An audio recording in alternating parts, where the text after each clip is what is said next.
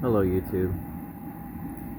I was someone, as a single parent of a special victim, and being a special victim myself, who applied for legal aid with Lone Star Legal Aid in Texas. I applied at the Richmond, Texas location, the Houston, Texas location, and another location in Central Texas. I was denied on appeal, subsequent appeal, and final appeal. I am a domestic violence survivor who was attacked with a weapon. You can visibly see the scar on my forehead. There's another scar above it. My child was also a victim of crime at the hands of his mother and his grandfather, both of whom are now dead. This was an especially bad situation that we were affected by. Lone Star Legal Aid denied us legal assistance. We came to them initially after a burglary that left our home unlivable without running water or working sanitation. Critical fixtures were taken. I was on a fixed income. I had recently lost my job because I was sick as a result of being a special victim, being infected with a contagious illness. And I spent several years having serious health issues that were life-threatening on and off because of that. My respiratory health was affected. In spite of the fact that I was doing the absolute best that I could just to survive, they thought because of my race and my sex that I didn't need help and therefore was ineligible for it. They literally told me in no uncertain terms, unless you are entirely without income, terminally ill, or visibly battered, we will not help you. The office I initially applied with was run by black staff and had a black lawyer that was supervising over it. And while I fit certain racial and sex-based characteristics, my circumstances were horrific. This was the stuff of nightmares. I married a violent special offender who remained unknown to me as that until after the time of her death.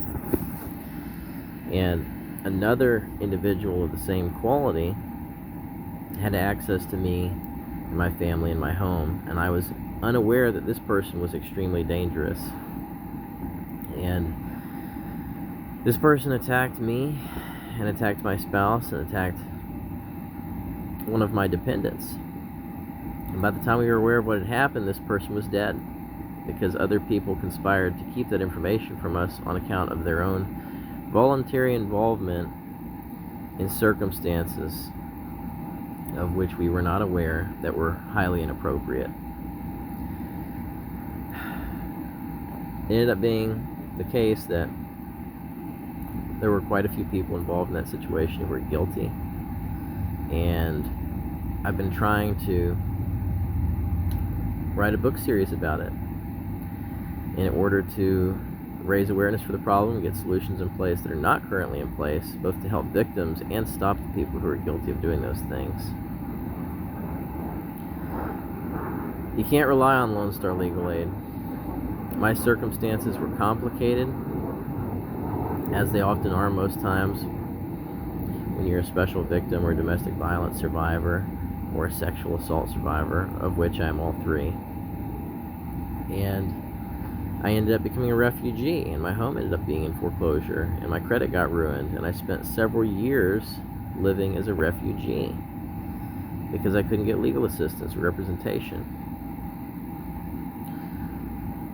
These circumstances need to change for other people who are affected by the same, because if they don't, you're going to continue to have violent criminals who are out there using drugs to rape and sexually assault innocent people. And they're going to keep doing that because they're going to feel emboldened by the fact that their victims can't get legal assistance, and they're being railroaded everywhere that they go.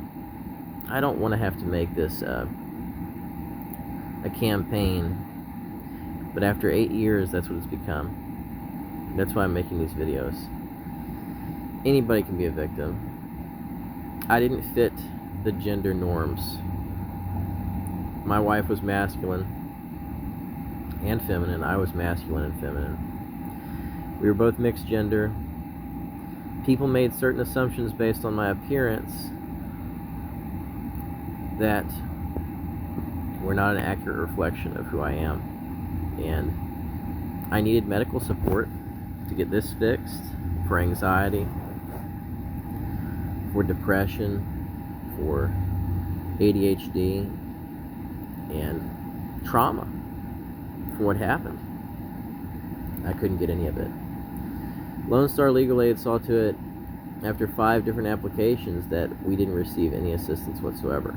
And that's the experience that other people are having as well. If you're not a woman, if you're not visibly female and black or Mexican, 99% of the time, they're not going to help you. You have to be in really bad shape.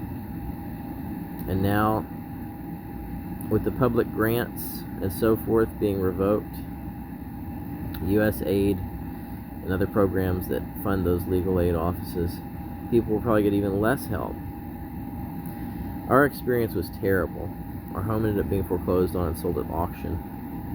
We had everything invested in that house.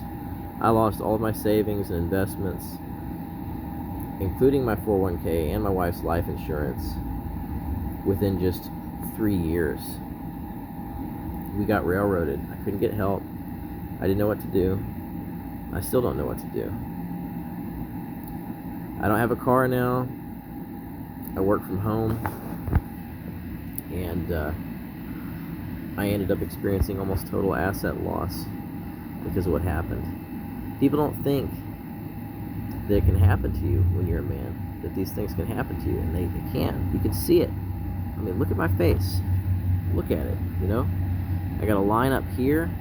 I got another long line right here from her cutting me with a buck knife while I was sleeping.